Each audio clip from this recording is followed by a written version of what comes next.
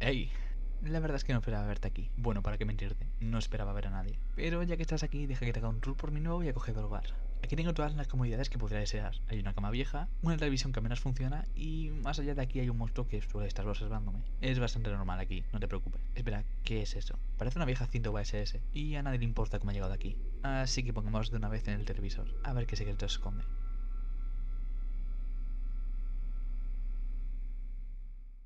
Si no tienes cuidado y atraviesas la realidad, terminarás en los backrooms, donde no hay nada más que el hedor de una vieja alfombra húmeda, la locura del color amarillo, el interminable ruido del fondo de las luces fluorescentes al máximo zumbido y aproximadamente 700 millones de millas cuadradas de habitaciones vacías segmentadas al azar para quedar atrapado en ellas. Dios te salve si escuchas algo dando vueltas cerca tuya, porque lo más seguro es que te haya escuchado a ti primero. Y esto es lo que decía el post original de los Backrooms, cuando fue postada en 4chan el 12 de mayo de 2019. Una historia de terror corta, simple y efectiva. No hay miles de pisos ni entidades, solo millones y millones de kilómetros de habitaciones amarillas, todas exactamente iguales. Esta es la premisa original de los Backrooms, una historia que inquieta por sí sola, sin necesidad de hacer uso de niveles ni entidades. Pero desde que los Backrooms se popularizaron, no hace mucho que esa historia se ha ampliado demasiado. Ahora contando con miles de niveles, cada cual más loco que el anterior, pero esto es totalmente lo contrario a lo que hace el post original. Ha pasado de ser una historia corta y que por sí sola ya es bastante buena, a un cúmulo de niveles infinitos, sin sentido alguno.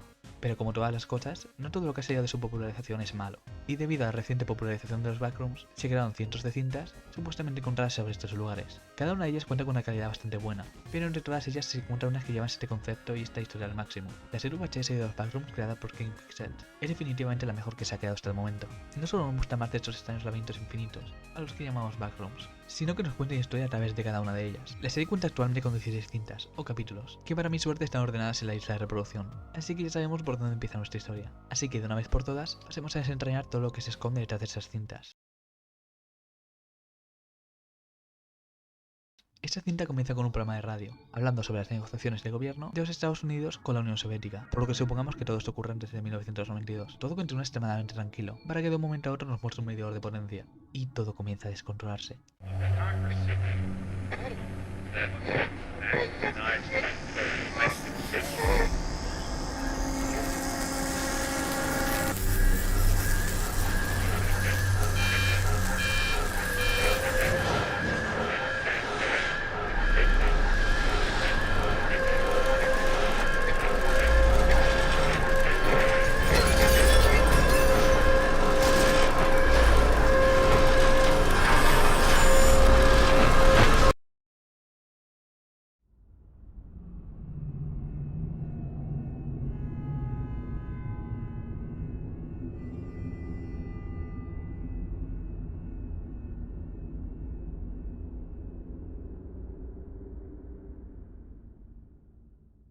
Y a pesar de que esta cinta no dura más de 2 minutos, esta cinta contiene bastantes detalles importantes que nos ayudarán a entender la historia. Las hojas que hemos podido ver casi al final de la cinta contienen instrucciones detalladas de cómo activar algún tipo de máquina, junto a una hoja con más detalles, firmada por un tal Ivan Deck, el 8 de febrero de 1972. A continuación voy a juntar las dos siguientes cintas, ya que son bastante cortas, y así no tendré que interrumpir cada 5 segundos, así que disfruta de los 3 minutos seguidos de cinta sin interrupción.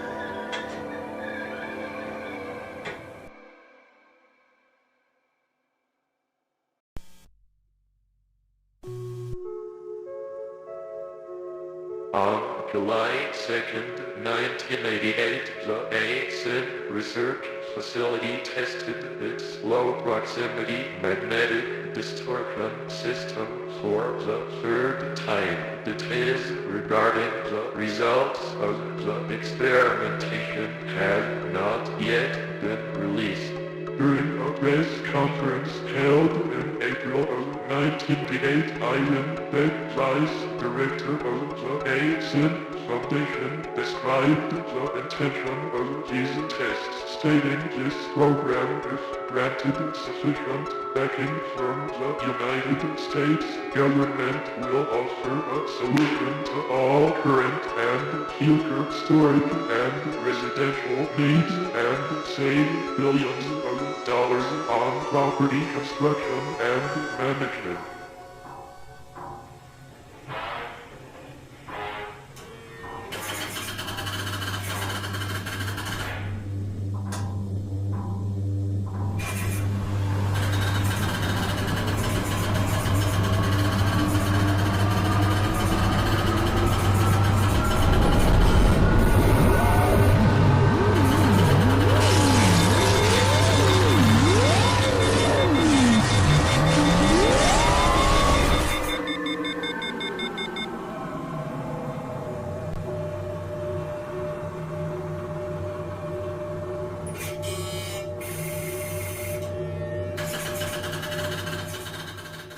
Lo que acabas de ver no son más que dos cintas destinadas a probar las máquinas que hemos visto anteriormente. Y como has podido notar ya, la primera máquina es muchísimo menos sofisticada y más pequeña que la que hemos podido ver en la cinta llamada el tercer test, ya que esta se nos ha mostrado en la cinta llamada prototipo, aun siendo esta bastante corta. Esta cinta nos revela varios detalles interesantes. Entre ellas, en esta podemos ver cómo el prototipo de la máquina que vimos en la siguiente cinta es totalmente diferente, siendo este mucho más pequeña e inefectiva que su predecesor. Pero como ya he dicho, no es más que un prototipo. En la siguiente cinta tenemos que pasar al 2 de julio de 1988, donde se nos informa que lo que suponemos que es el prototipo final de la máquina ya tiene su tercera prueba, y que este proyecto es mencionado como el sistema de distorsión magnética. También se nos ha mencionado que el fundador de la asociación llamada Async, ya que desconocemos la mayoría de los detalles, se nos presenta como Ivan Deck, y si ese nombre te suena, es normal. Es la misma persona que firmó la hoja en la cinta anterior. Este describe este proyecto como una solución a todo el almacenamiento actual y futuro, para acto seguido mostrarnos la máquina de la que tanto ha estado hablando. Una máquina gigante que cuenta con una puerta en el centro, y esta cinta acaba con la ya mencionada prueba, pero a diferencia de la cinta anterior, ahora sí está mucho más cerca de llegar a un lugar totalmente inexplorado.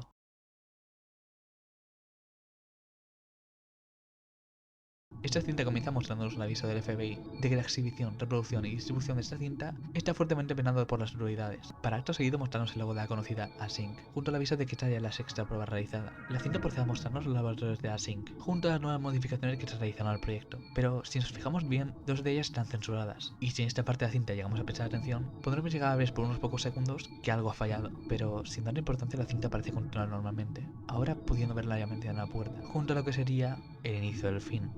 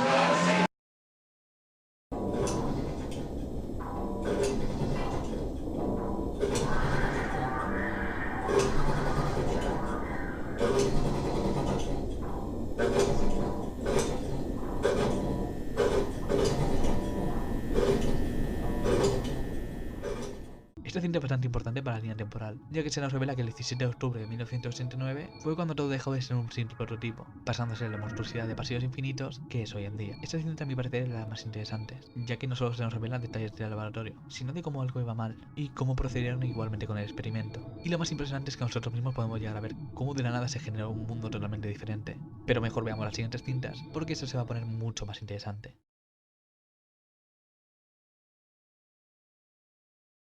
Esta cinta comienza con unos amigos grabando lo que parece ser una película, cuando de un momento a otro... Alright, cut. That was good. That was good, guys. Alright, that was good. I'm thinking we get a wide angle, and then we're done. Okay? Alright, yeah, cool. Like, how much further? Like, A little more. A little more. that? Yeah, yeah. Whoa!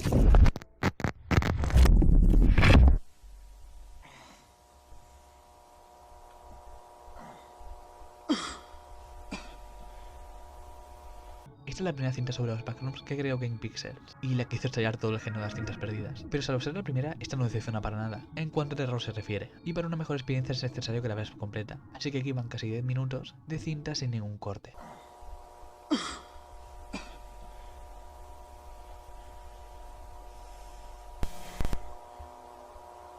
Hello? Hello? Hey, guys. What is this?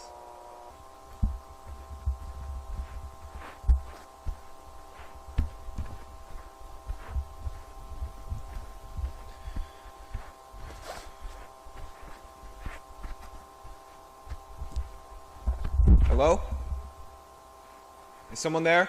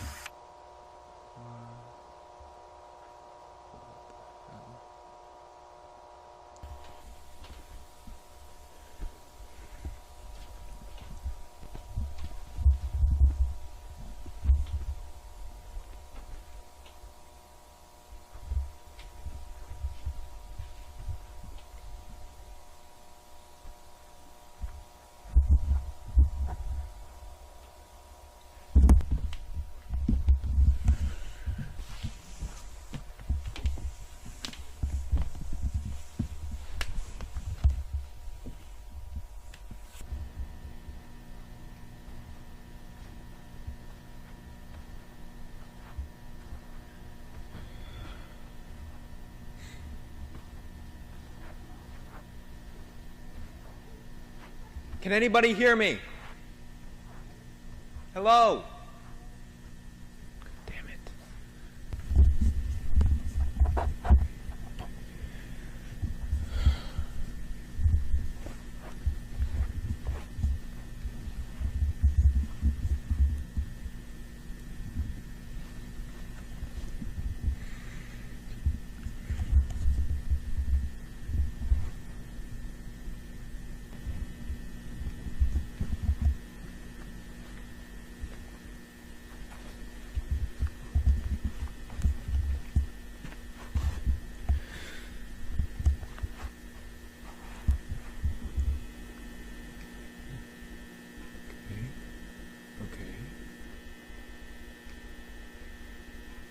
What the hell? What the hell?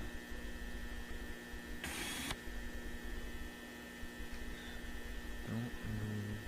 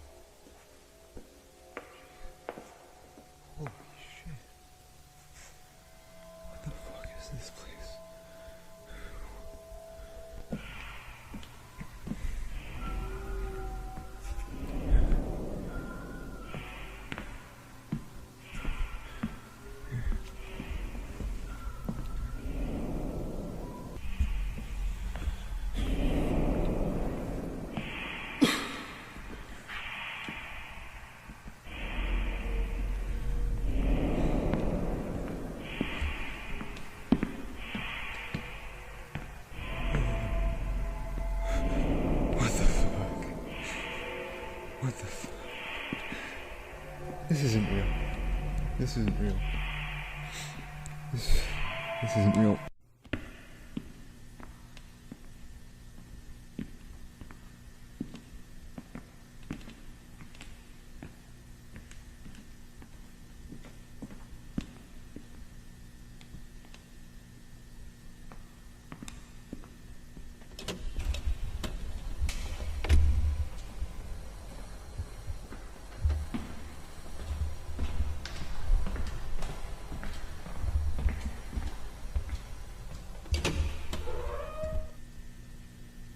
You gotta be kidding me.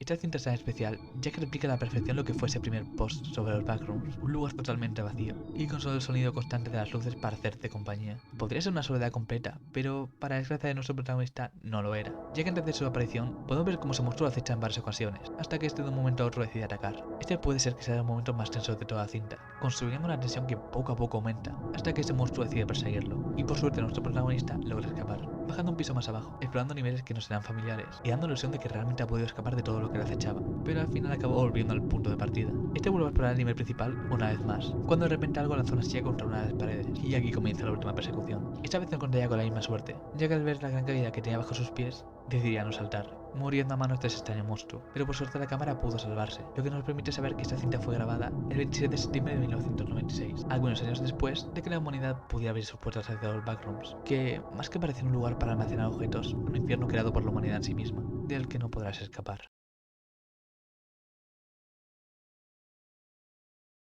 La cinta comienza con un aviso de que los datos no son accesibles. Para acto seguido formatearse y cargar un archivo, simplemente llamado archive.tar, ya que es donde comienza lo interesante. La cinta procede a mostrarnos una foto de lo que parece ser el primer nivel de los Backrooms, pero extrañamente incompleto, sin esas alfombras y estampados en todas las paredes, para luego mostrar una serie de fotografías que te serán extrañamente familiares y que es mejor que veas por ti mismo.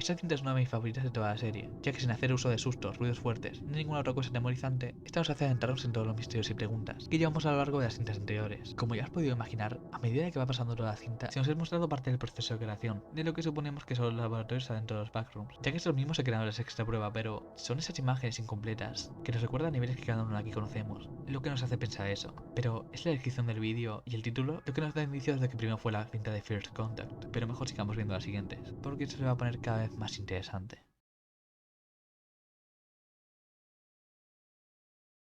Esta cinta comienza mostrando varios carteles de personas desaparecidas. Esta podría mostrarnos una gráfica que nos muestra cómo los casos de personas desaparecidas han aumentado de manera preocupante desde 1987. Mostrarnos un plano del laboratorio totalmente a oscuras, siendo la luz que emana de los backrooms lo único que puede llegar a iluminar el cuarto, cuando de un momento a otro la cinta se corta para mostrarnos una expedición dentro de los backrooms.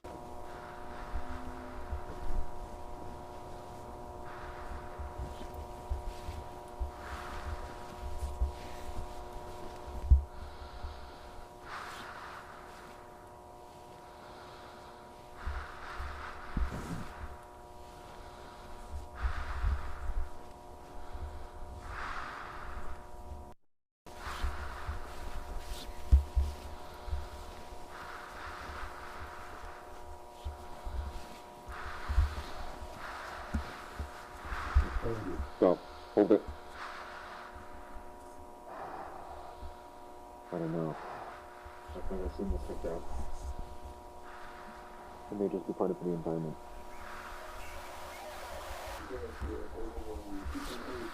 But it makes no sense. Why would they be identical to you?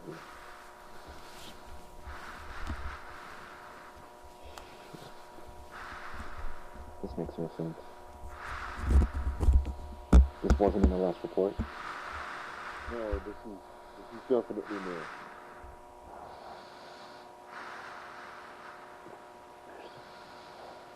It's organic. Must be some kind of fungus?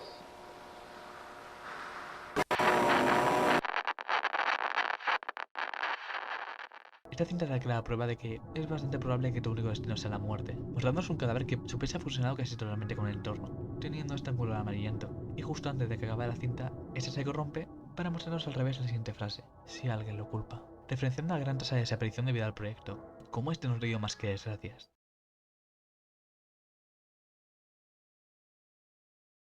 Esta cinta parece tomar lugar 2 días después de la cinta anterior, donde si recordamos estaban buscando a personas desaparecidas, y como nos indica la cinta al comienzo, esta es la cinta de autopsia de John Doe, el 5 de febrero de 1990. Subject is male, somewhere between 18 and 21 years old. I estimate that the time of death was around 5 days ago, but due to the severe tissue damage, it's hard to say for sure.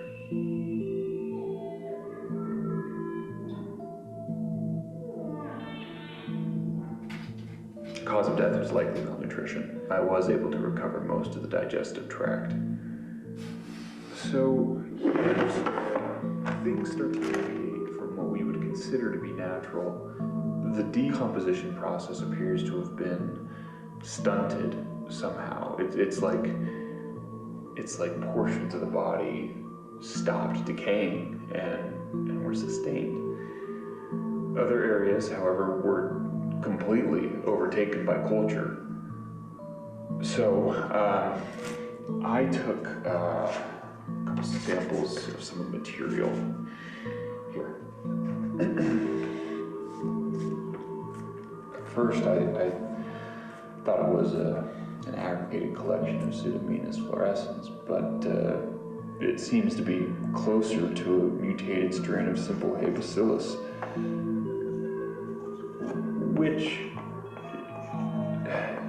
it should be completely benign, but,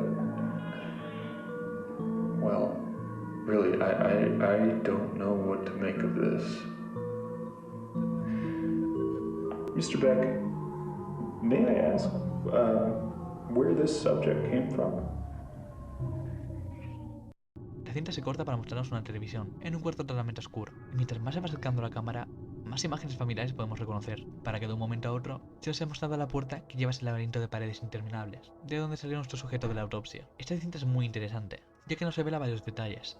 El sujeto no solo parece haber muerto de desnutrición, sino que el proceso de descomposición parece haberse detenido de alguna extraña forma, y como las bacterias y otros microorganismos que habitan en los backrooms parecen haberlo consumido casi por completo, volviéndolo un color casi similar al de las paredes. Pero lo más inquietante es que incluso el mismo investigador parece desconocer de dónde salió el cuerpo, ya que parece que Van Dijk e incluso la misma Async parecen estar ocultando todo esto.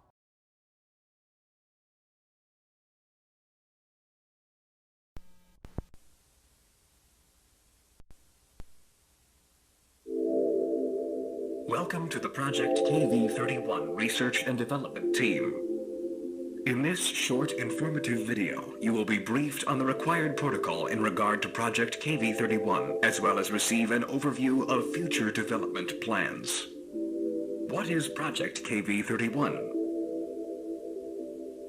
Project KV-31 pertains to the study and development of the async low-proximity magnetic distortion system. For the sake of convenience, you may hear your peers refer to the project under any of the following titles: the machine, the door, the back rooms, the complex, hallways. Unauthorized usage of these terms outside of the async research facility is strictly prohibited. Reach the threshold without guided supervision.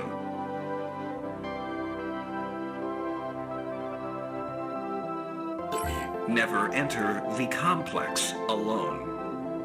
All expeditions are to be comprised of no fewer than 3 individuals. La cinta se corta para mostrarnos un metraje del 29 de febrero de 1990 a las 11:36 am. Este parece ser una expedición de un grupo de 4 trabajadores de Async, y aún desconocido el motivo de esta expedición, supongamos que fue hecha para explorar.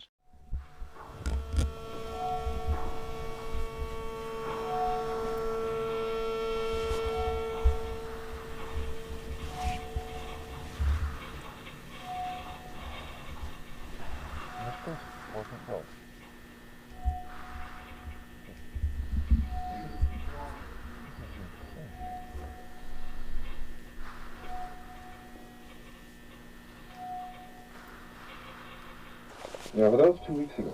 We're not going to be doing anything about it now. I mean, do you really think that that's actually a bad thing in this situation? I mean, there's too many variables, because probably to reset the whole circuit, it's doable.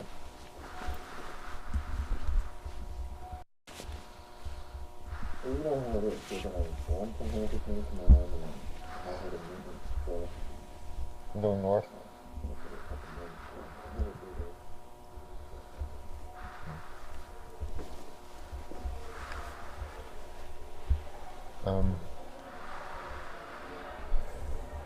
Guys, do you hear this?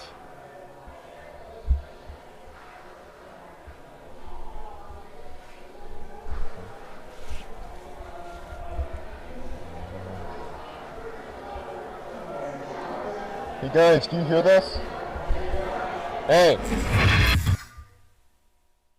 Y esta es la parte de la cinta en la que todo va horriblemente mal. No solo por el hecho de que quien sea que haya grabado esta cinta ha entrado en el infierno que son los backrooms, sino que para su mala suerte está completamente solo y perdido. Guys. Guys. George. Open!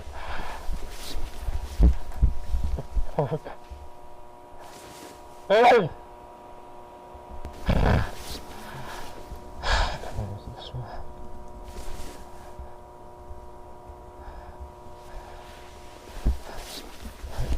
There's this one.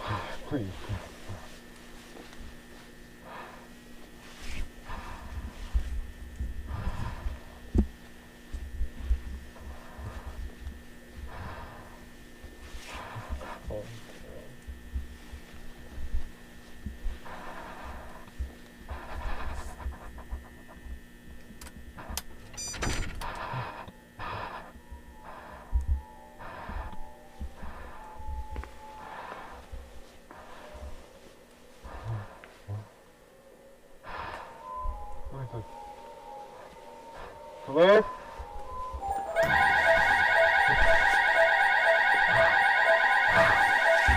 Hey!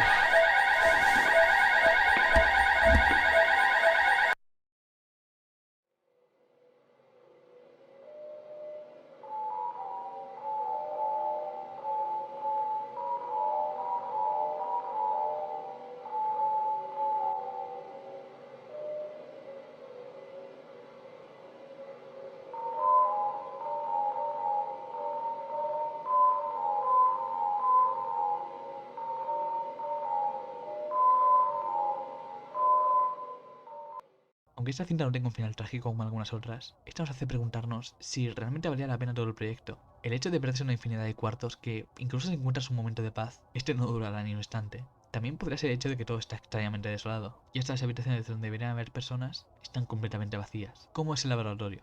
Que pudimos ver algunas cintas atrás, pero esto solo se ha respondido en la siguiente cinta.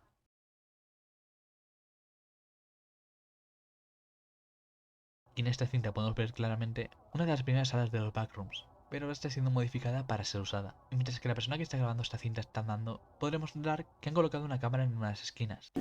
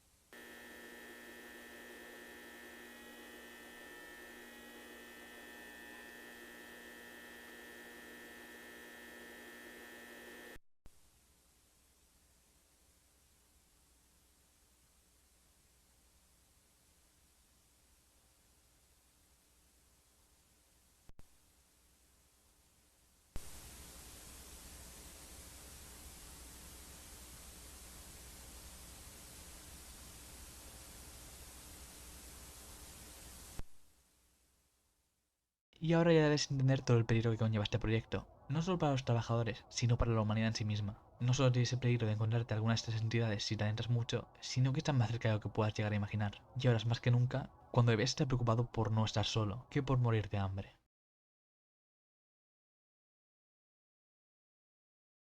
6 de mayo de 1990, documentado por Marvin E. Leicht. Esta cinta comienza con la vista de los laboratorios, por lo que suponemos que este parece ser otro vídeo más grabado por uno de los trabajadores de Async. La cinta continúa con la vista en primera persona de Marvin, en la que podemos ver mucho más del todo complejo. Podemos ver cómo poco a poco se van adentrando hasta lo más profundo de los backrooms, hasta que de un momento a otro se topa con una extraña habitación, repleta de agujeros. Uno de los trabajadores logra llevar a la puerta a salvo, pero Marvin no contaría con la misma suerte.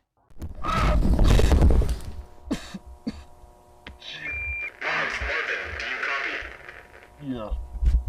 Yeah, I'm alright. Are you injured? I think I pulled something in my shoulder. I'm a bit dizzy, but no, I'm fine. Where are you? Can you describe your surroundings? It's different. Like a room up there, but the architecture's the same, but the wallpaper is different. It's a bit greener. Hold on, I need to see if... Nope. I'm not reaching the tunnel I fell from. The opening comes out through the wall, but it's too high. Okay, just stand by and stay put for a moment. Got it. Is the camera intact? Seems to be fine. I'm recording, but who knows what the output will be like. Mark, make your way back over to this side. Carefully. Do you have another camera? I need to get this. It has to wait. This takes precedence.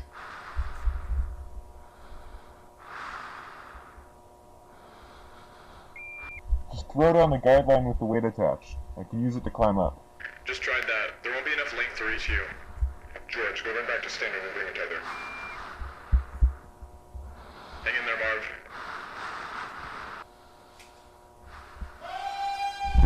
What was that? What was what?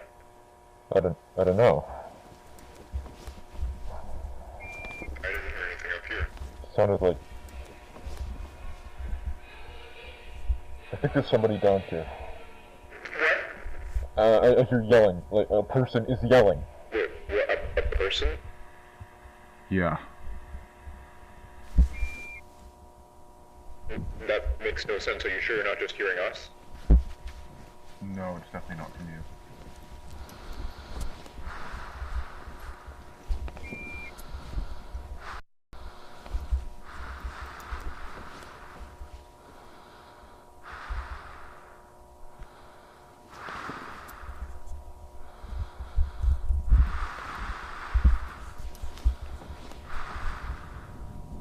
What? Are those streetlights? Streetlights. The left hallway, and it's right there, under the gap in the wall. You need to stay at the hole. George will be back any minute, then we can assess the situation from there. Shh. But what if Miller's right about the null zones? Even if that's the case, I agree with Mark. It's not worth the risk. Oh my god. Marvin? Marvin, do you copy? Hello? Can you hear me? Marv, what are you doing? I'm trying to find them. I know how to get back. It's fine. Keep us posted.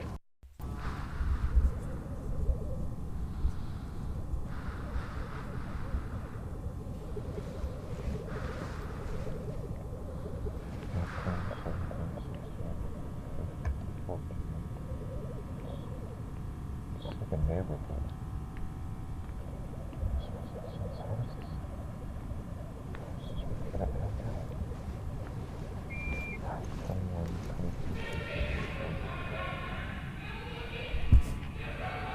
You see them? Hello?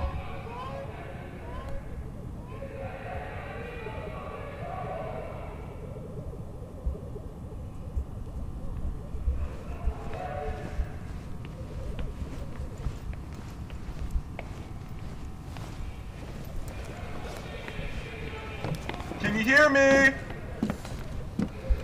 I'm Anything? I'm entering one of the houses. This is where the yelling's coming from.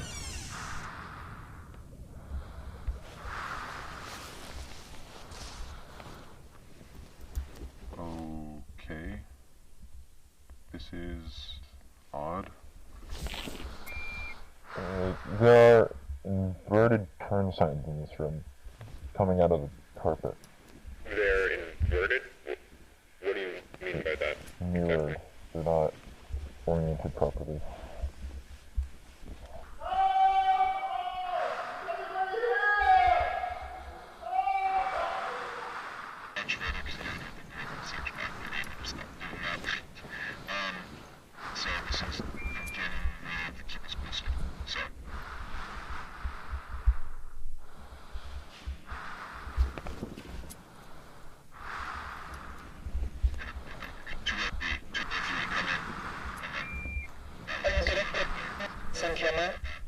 I think I'm losing you. Just stand by.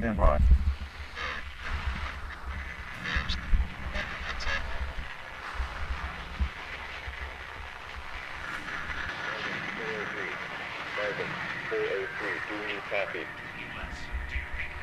Repeat, Marvin, do you copy? This is Marv? Okay. Good, we read you.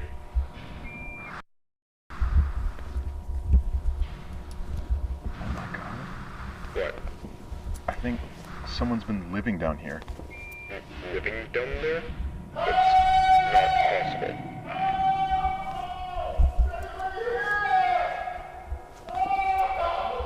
Hey! Can you hear me? I think I got him. Sorry, can you repeat that? Marvin? That's not a person. What is it? That is not a fucking person! What? Marvin, talk to me. What do you see? What's going on? Talk to us. What's happening?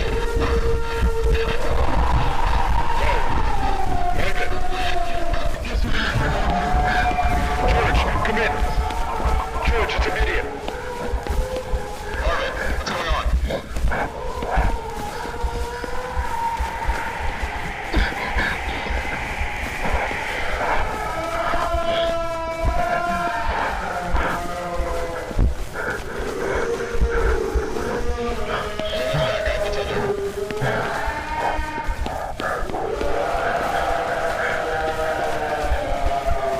Kim, I need that suitcase. Here, hold it like this.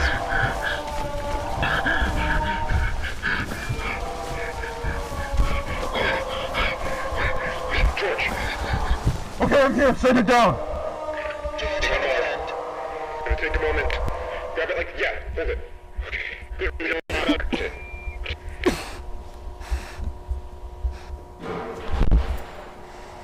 Okay, stand clear. We're setting it down.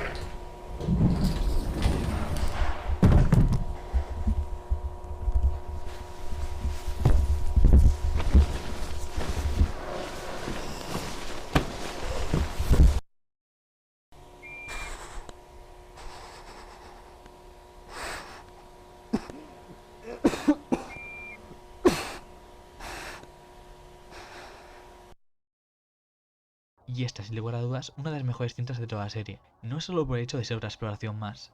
Es esa sensación de terror absoluto de cuando te das cuenta de que estás totalmente solo, en un lugar que ningún ser humano debería entrar. En esta cinta se puede ver realmente el progreso que ha hecho Kane Pixel desde su primera cinta. Mientras que la primera cinta te mantenía alerta y creaba un perfecto suspense, esta lo mejora todo aún más. Porque ahora no estás solo en el backroom, estás aún más adentro, en una zona que quizás nadie ha visitado jamás, pero que por alguna extraña razón aún puedes escuchar voces a otro lado. Eso nos hace ver que las entidades que habitan en este infierno parecen ser bastante más inteligentes de lo que parecen ser a simple vista, dejándonos en claro que no puedes confiar en tu misma especie.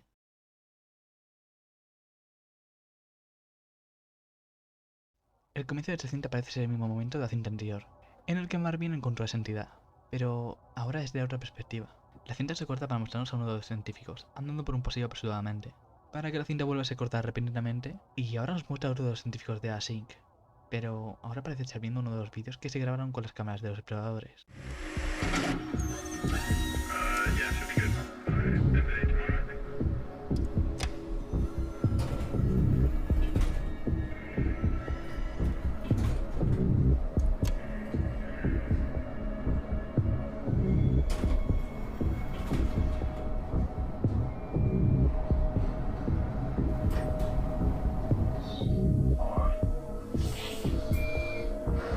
Red and turn sentence coming out of the context. What area? Alerted? What do you mean by that? Exactly.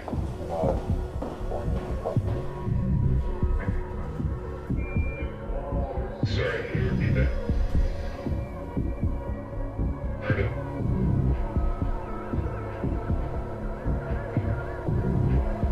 That's not a person. What is it? That is not a fucking person! Alright, can you repeat that?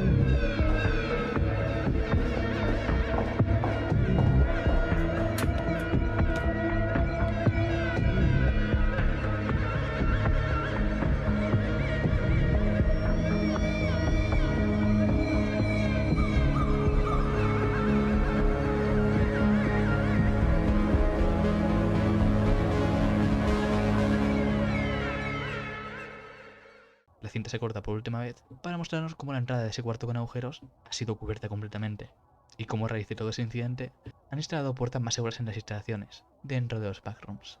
Pero siempre es curioso ver cómo las mismas personas que crearon la entrada a un verdadero infierno para la humanidad ahora estén viendo realmente el peligro que conlleva. Pero mejor veamos qué más cosas tiene para ofrecernos.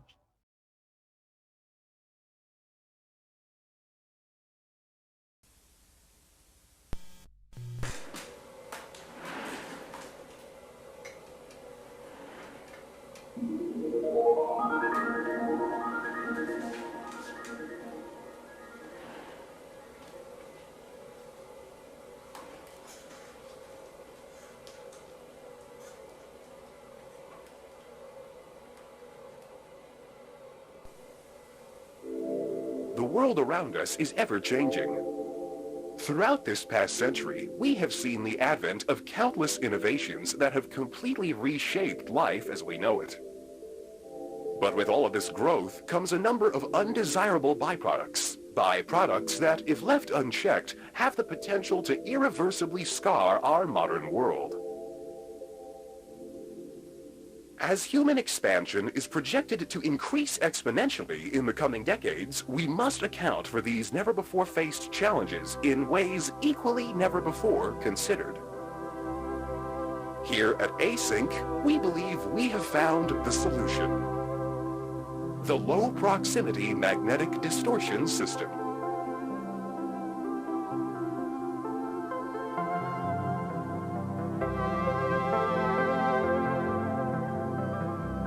What is the low-proximity magnetic distortion system? Using 32 will be distributed across all points, allowing for cargo and personnel to seamlessly pass through their designated threshold.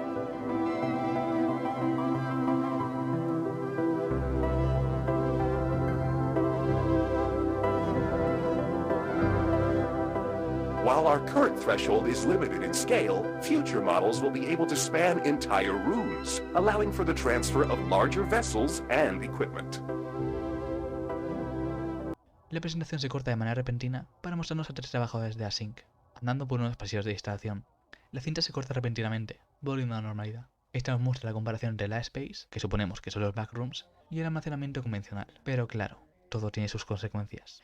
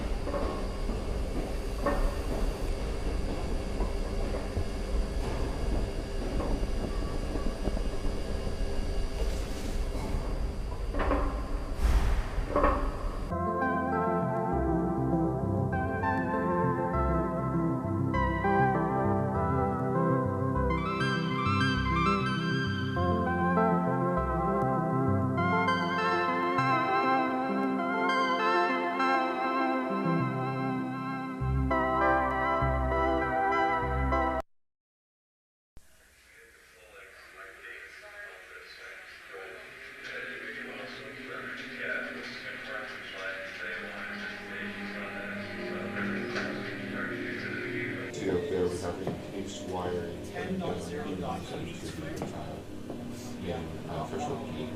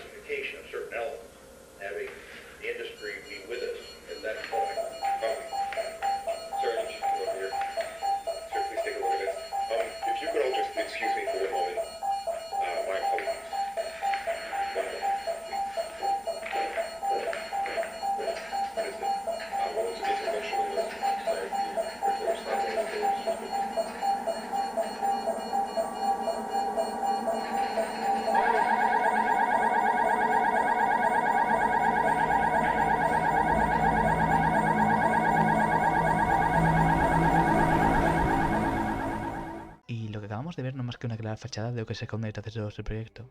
Una presentación totalmente prometedora, si no fuera por el hecho de que nosotros somos unos intrusos en un terreno totalmente desconocido. Un lugar al que la humanidad nunca debió ir. La cinta nos muestra que podría ser usado como un lugar de almacenamiento, vivienda, espacio comercial y un largo etcétera. Pero en ningún momento se nos ha mencionado nada de las entidades, que no duran en matarte. E incluso si mueres, las bacterias que habitan en estos lugares harán que pases totalmente desapercibido. Y lo más inquietante es que tampoco te puedes fiar de una voz humana. Pero sigamos viendo porque eso se pone cada vez más interesante.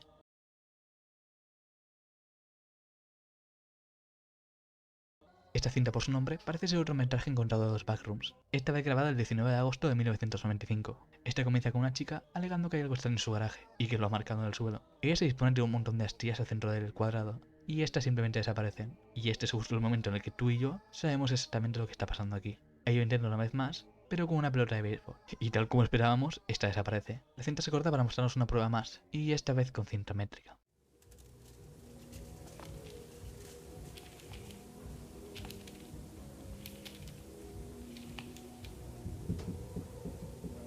It's like vibrating.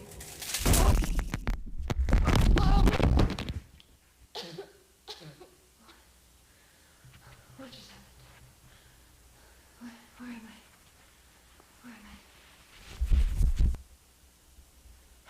I? Hello? Are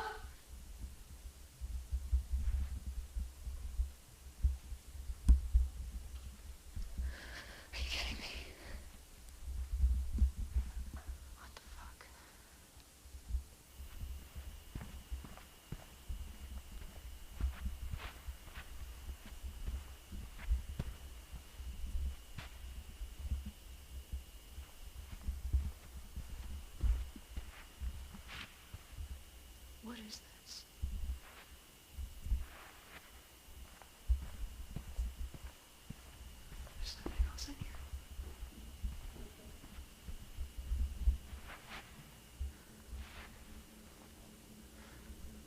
Ella continúa explorando hasta que se topa con un cuarto que parece que han intentado modificar, ya que este parece ser una especie de cocina. Ella sigue buscando ayuda, pero sin ningún éxito, solo encontrándose con habitaciones cada vez más extrañas. Ella finalmente llega a una habitación totalmente vacía, salvo por el hecho de que parece haber un coche estrellado en ella. Tras analizar la situación, ella decide seguir explorando, donde encontró una huella al mismo entrar.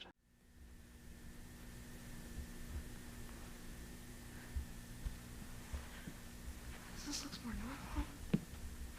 Hello?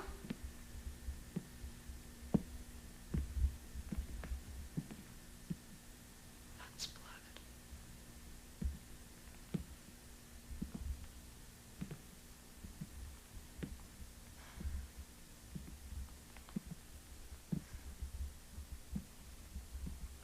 Hello? Is there someone in here? Hello? Do you need help?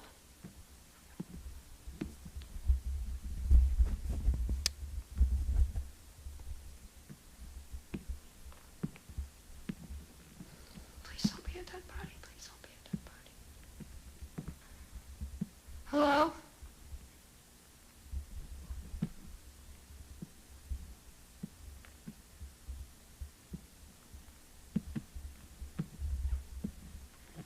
Okay, what the hell?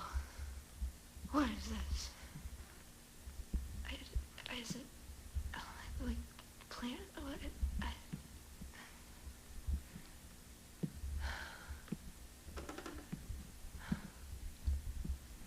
What is that?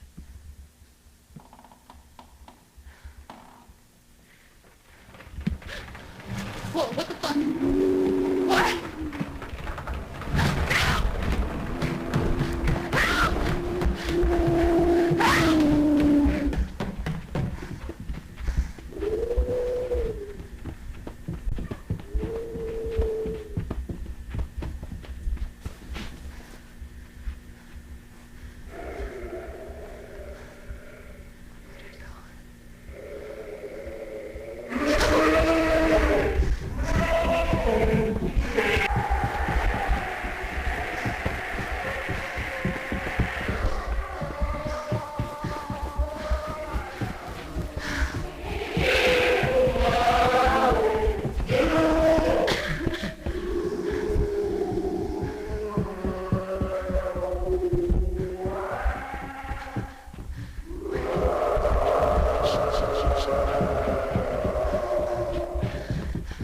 Como única manera de escape, ella decide meterse en el trozo de suelo que había roto, bajando esta vez a lo que parece ser un nivel inferior.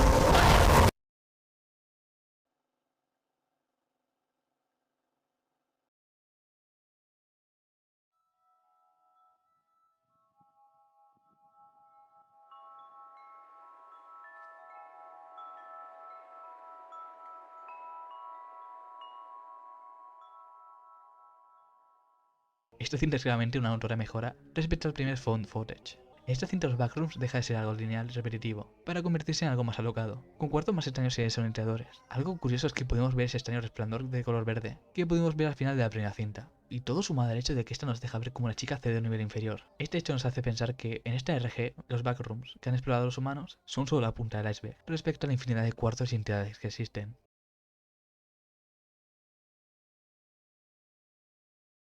Esta cinta comienza con lo que parece ser un científico de Asing, de la cinta anterior. Este parece estar apuntando a algo, cuando de un momento a otro la cinta cambia a un plano interior de los laboratorios de los Backrooms, y podemos ver abrirse esas enormes persianas que custodian el laboratorio, mientras vemos como un brillante color amarillo llena la habitación. Y aquí la cinta cambia completamente, a un metraje grabado el 25 de mayo de 1990. Este parece ser otro metraje grabado por uno de los trabajadores, y esta vez dirigiéndose a la entrada de la cinta anterior. I think we should have an affirmative impact over there. Okay, sounds good. Can you loosen that strap?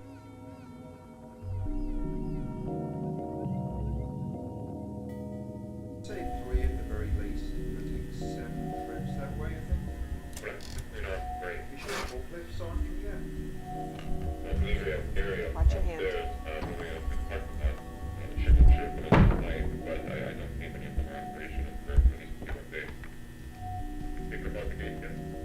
Yeah, we're just assembling now.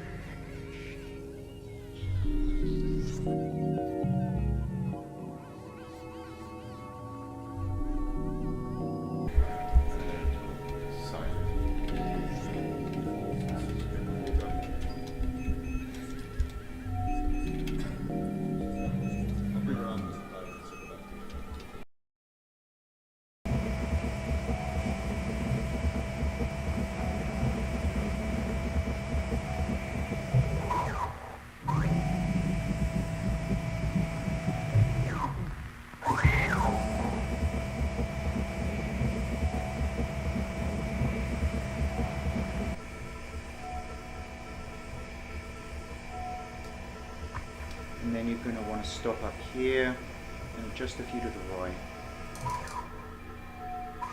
Carry on forward and head into that gap over on the left.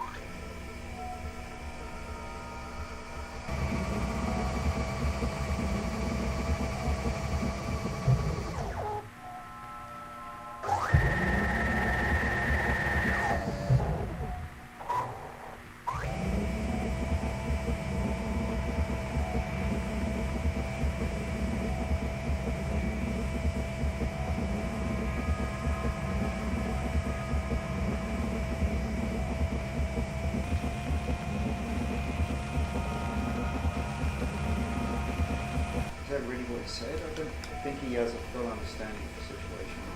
Oh, I doubt he does either, but I think that matters.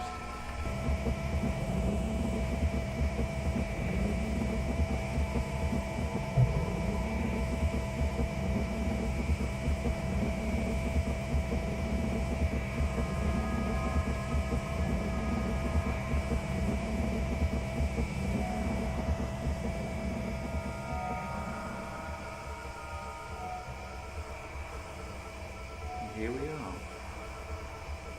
Wall. Watch the wall. I'm surprised with how well this is holding up. Signals seem to be standing. Hey, don't get too close. Stop. Stop. Yeah, it was locking. Standard, this is Clyde. We've reached room 14D. We're now just about to initiate the equilibrium stimulus test.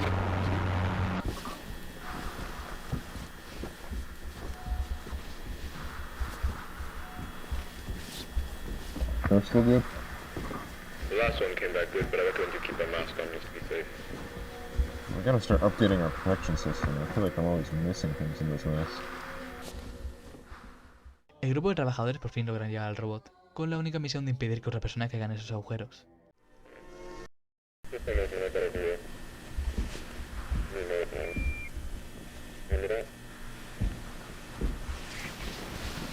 These ones are all fairly even, right? You just have to go on that one. Just focus on going down the center and around those 2 points of interest. I believe the car sheets will suffice for today. Well, that's good to hear. Are you ready to start standing people down? I know we don't have that many hours left before we need to start revamping the material protocols. We need to double check again on 1, 2, 5, 7, 3 as well. Hey, can I get a hand over here?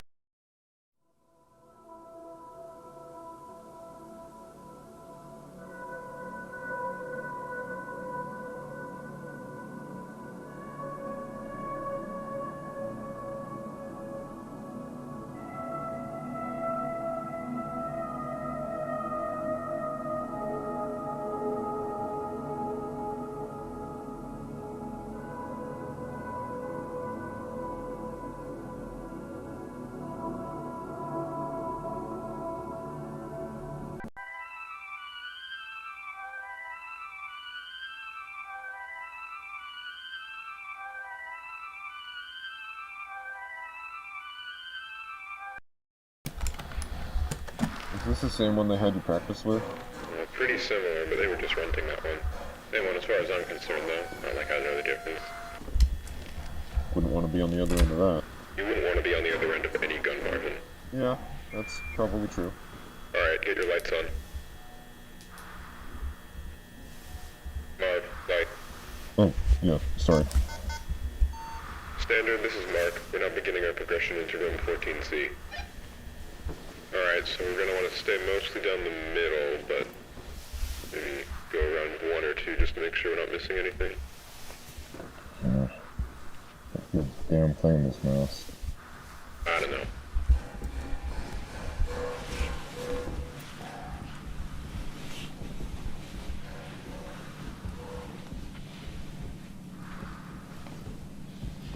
Okay, yeah, floor's different. Looks like concrete, or what's it called? The stuff they layer over concrete to make it shiny. Epoxy? Yeah, epoxy.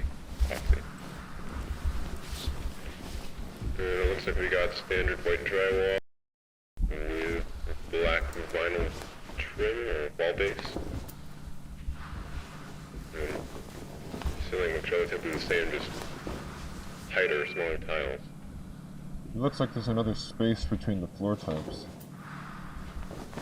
Huh. Oh yeah. I think you can put a tape measure down there again. We got displaced tiles. Yeah. See anything? No, not really. Well, there's a little hole in the back. Oh yeah. Is there a wall back there? A wall? Or can't tell what that is. Yeah, it just looks like a wall.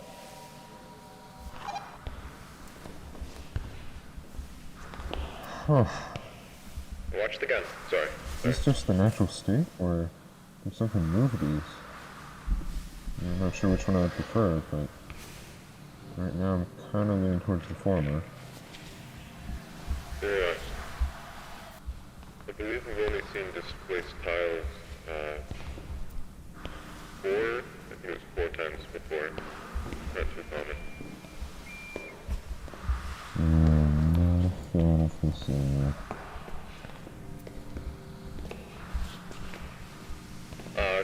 Guys, I found something. Yeah? You gotta look at this. What, is it right over there? Yeah, it's some sort of... No, you're right, this looks handmade. You can't determine that just by looking at it. No, I'm just assuming right now. Either way, you're right, it does look like some kind of map. Yeah. You know, it almost looks like... I think this is around here, 14C. Yeah, it's Team A, come in, this is Mark. That's the area we came through, that's 14C, and there's 14D. Team A, this is Mark, do you copy? There's B and A. Standard, do you copy? Repeat, this is Mark, do you copy? Yeah, no, the signal's dead, we've gone too far. We gotta go back. What? You sure? We're not that far. Well, that's all the more reason to get... Well, if we do get back and they say it's just a non-issue and we just come back around, you know, and see what the... Oh my god! He's got my gun. He's got my gun. I repeat, he's got my gun. Don't move. None of you move. Okay, okay. I don't want to hurt any of you. But I will. If I have to, so please, just answer my questions and I'll be gone. How many people are out here right now? Down the hall, how many people are out here? Wait. I don't know. Peter? Oh, shit. Marv? Marvin? Yes, it's me. Is it really you? It's me. How? It's been months. We thought you... I know. That's what they did. They took my life from me, Marv. Everyone thinks I'm fucking dead. My wife and children think I'm dead. Can you please put down the gun? Barbara, just tell me. Did they hold a funeral? Yes. This is Team A. Do you read us? Yes, A-Team, this is Mark. I read you. Mark, don't. What are you doing? We need immediate armed Mark. support at room 14C. Stop. My team and I are being held at gunpoint by a hostile. I repeat, Stop. please send Don't shoot him. immediate armed support to room Stop. 14C. You don't. I'm sorry.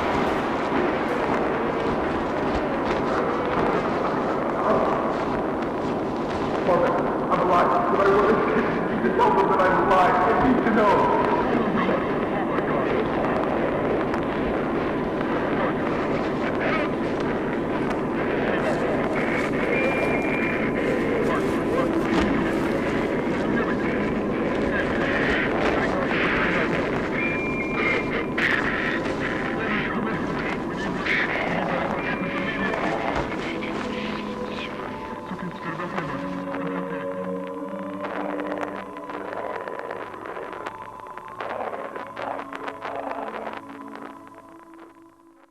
Y esta puede ser que sea mi cinta favorita de todas, ya sea por esa tensión de una parte de los Backrooms totalmente inexplorada, o ese drástico final, donde el pensamiento de ser totalmente olvidado hace que una persona haga cosas horribles. Esta cinta ha sido grabada nuevamente por Marvin, ya que ese ha sido de los pocos con una suerte tan impresionante de encontrarse una entidad y salir ileso.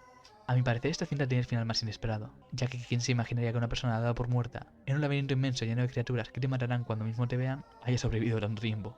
Pero por desgracia esta cinta no tiene el mejor desenlace. Y antes de empezar a ver la última cinta, con la que cuenta esta serie hasta el momento, voy a reproducir la cinta completa sin una interrupción, ya que creo que es bastante explícita, en cuanto a explicación se refiere.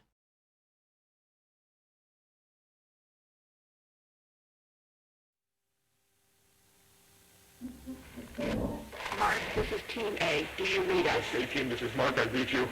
What are you doing? We need immediate armed support at room 14C. My team and I are being held at gunpoint by a hostile. I repeat, please send immediate armed support to room 14C. Your current... See, for that panel, it should connect.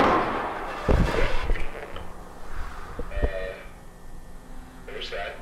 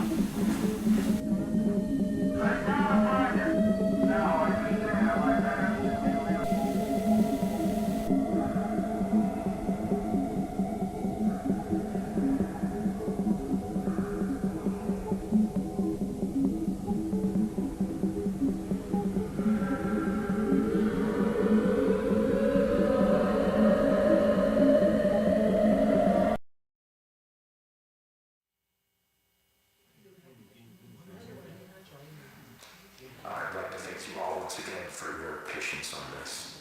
It has been a stressful 15 hours for all of us here, and while he cannot currently be with us, Dr. Beck sends his apologies regarding the numerous inconveniences caused by our decision to keep you here overnight. Now, it appears that the situation has reached a point of some stability. We're still looking into a few things, but I feel that we can now properly address what occurred without running into speculation. What happened last night should not have happened. Not here, not with us. What occurred was a gross misunderstanding that was the result of some severe information mismanagement. Even now, I believe most of you still have an incomplete idea of what took place last night. Before I fill you in, I need to address the fact that there has been information deliberately withheld from many of you on the project. Now, these choices were not made lightly and were done for only the best of reasons. However, I want to make it abundantly clear that following the events of last night, it has been proven to us that that method of conducting ourselves was not viable. So, I'm coming to you now to correct this mistake and begin delivering the authentic order of events as we understand them. On the morning of March 1st, a team of 4 researchers was sent into the complex to conduct a routine layout analysis. George Levy, Marvin Lee, Ronald McCarthy, and Peter Tench. At around 12:25 p.m., the group realized that they had lost track of Tench while traversing a previously accessed branch of hallways. As you'll recall, this prompted an immediate withdrawal of response back to standard, followed by several days of significant search efforts. However, those ultimately yielded nothing, and as far as any of us were concerned, Tench had simply vanished, leaving no physical trace. Now, for obvious reasons, that wasn't something that we could disclose to the public, so roughly 2 weeks following his disappearance, our security team was forced to put together a more acceptable cause of death that would keep attention away from this institute and provide closure to the family. So that is all close to common knowledge, I presume. Not all of you were with us at the time of the incident. However, you're certainly aware of the effects it has had on our internal procedures over the past few months. Regardless, that was where Tench's involvement in this came to an end. Or, at least, that's what we assumed. Because on May 8th at approximately 5:30 p.m., a motion alert was sent out from the complex, which was closed off at the time. One of our senior engineers was sent down to assess the situation and discovered a male dressed in hazard gear who we were able to identify as Peter Tench. Immediately following this discovery, Tench was moved to a secure room on this floor where, over the following days, a select group of doctors were able to administer a panel of tests in order to determine what had happened to Peter in the 2 months he had been gone. Those tests yielded very little useful information. By all measures, Peter appeared to be in excellent health. However, we were still provided one very useful tool in understanding how the situation unfolded from his perspective. Some of you may recall that on the day of his disappearance, Tench was his team's designated camera operator. Well, when we recovered him, he still had that camera in his possession, and in fact had documented the entire ordeal. The footage will be presented in its entirety later today. However, for the purpose of this discussion, I will only be highlighting key events.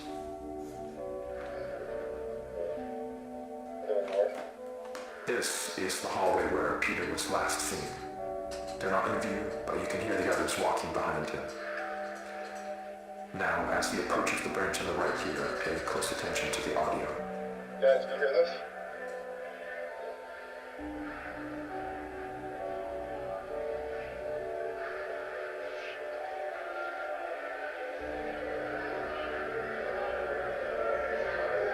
Guys, can you hear this? Hey! Now, I'd like to save the discussion for afterwards, but what you just saw is what we believe to be the moment that Peter was instantaneously transported 2 months forward in time. Following that abrupt flash you just saw, Tench proceeds back out into the hallway in search of his team. but is without any indication of their presence. The next 30 or so minutes of the tape follow fairly panicked attention as he attempts to navigate his way back to the threshold. He does obviously find his way back. However, the threshold appears not as he knows it, but as it appeared on the date of May 8th. And this ties us back to the moment when we recovered him. So, to summarize, from his point of view, he had only been inside the complex for several hours. So to him, all of the new developments surrounding the threshold were completely foreign. Luckily, though, as I already mentioned, there were people available to manage the situation as it unfolded. And over the course of the following days, we were able to properly sit down with Peter and work with him to gain a collective understanding of what had happened. However, there was still the very significant fact that Mr. Tench was considered legally deceased as a result of the cover story, and reversing that would be no easy feat. He understood this and was willing to cooperate while we looked for a way to reintegrate him without raising suspicion. Unfortunately, though, that process ended up taking quite a bit longer than we had anticipated, and all the while Peter was sucked out here waiting idly by. We did our best to keep him engaged, but it is hard to combat the effects of prolonged sensory deprivation on the human brain, and as a result, Peter's mental state took a toll. Not to a degree that was outright concerning at first, but around the end of week 2, we noticed that he was starting to exhibit a number of behaviors common in patients diagnosed with paranoid schizophrenia, though we don't have reason to believe that Mr. Tench was afflicted with that condition. Whatever the case, while he didn't express it outright, from what we could gather, he appeared to have deluded himself into believing that he was still inside some sort of illusion created by the complex, and that we were secretly looking to do him harm. This all came to a head on the night of the 22nd, when, while Tench was finally about to be transferred to a temporary above-ground residence, he broke away from us and, using stolen credentials, forced his way back into the complex where he would go undiscovered until just last night, when he ambushed and violently attacked Team B in room 14C, leaving Dr. Bloom in critical condition. We can presume that during the 2 or so days Tench spent in the complex, he let go of the idea that he could somehow escape through an alternate threshold, but still held on to the belief that all of us here were working to trap him in some way, despite our actions saying exactly the opposite. Immediately after firing a single shot from the Remington 870 to Dr. Bloom's side, Tench fled the scene and headed to the threshold outpost, where he would turn the weapon on several more of you while progressing into standard and through the lower offices. Given the abrupt and chaotic nature of the unfolding situation, it took our security team several moments longer than it ideally should have to figure out what was happening. But thankfully, while Tench was passing through one of the empty labs next to storage, Dr. Maxwell was able to act quickly and managed to disarm him, accidentally discharging the weapon into the ceiling in the process, though. However, Tench still managed to avoid apprehension, fleeing into the maintenance wing and evading our security staff by taking the freight elevator to the surface. Now, this situation could have played out very badly, given the potential number of witnesses around the building at the time. But, luckily for everyone involved, as far as we can tell, Tench was not noticed as he exited the property. Around 5 minutes later, our security team made it to the ground floor and began a thorough sweep in the direction of the hillside where cameras had last observed Tench. Now, there's no easy way to say this other than to just say it. I am terribly sorry to inform you all, but Mr. Tench was found deceased halfway down the hillside, the result of an extreme blow to the head. It appears that while he was running through some brush, he failed to anticipate a sudden dip in the ground and tragically fell forward into a large rock. Given the circumstances, it was not something any of us could have anticipated or prevented. The tragedy of the entire situation undoubtedly remains, but Dr. Tench, regardless of how troubled he was in his final days, was a brilliant man who gave his all to this project. He would certainly not want us hindering it in his name. What we're doing here is so much bigger than any one person. It is the work of a unified effort, and we need to ensure that that is never lost sight of. That we hold on to the pre-established notion that Peter is and has been deceased. That is done, and there is nothing more to be extracted.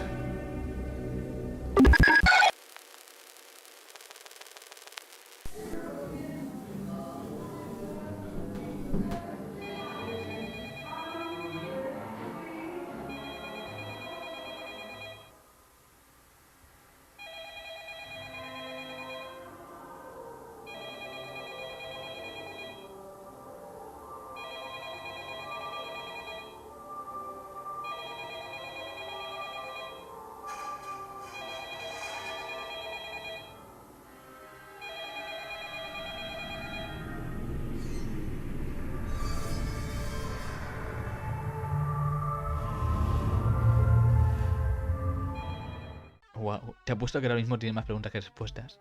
Y como mi trabajo es intentar resolverlas, allá vamos. Lo primero, lo más extraño que podemos notar es el claro salto del tiempo que se produce en la cinta Information al vídeo, la cinta que grabó Peter, y que podemos ver que concluye cuando este entra en los laboratorios. Por lo que suponemos que los niveles y las entidades no son lo único fuera de lugar en estas miles de hectáreas cuadradas que conforman los backrooms, siendo bastante inquietante el hecho de que, aunque haya otra persona en ese momento, en alguno de esos pasillos, puede que de un momento a otro tú o ella desaparezcan. Y ahora sí que sea completamente imposible encontrárselo uno al otro. Y esto me parece de lejos el mayor peligro de este lugar. No solo tienes que contar con el hecho de que te pueda matar una entidad o viajar en el tiempo, sino que si pasas demasiado tiempo en este lugar, puedes llegar a volverte loco, como le pasó a Peter Tench.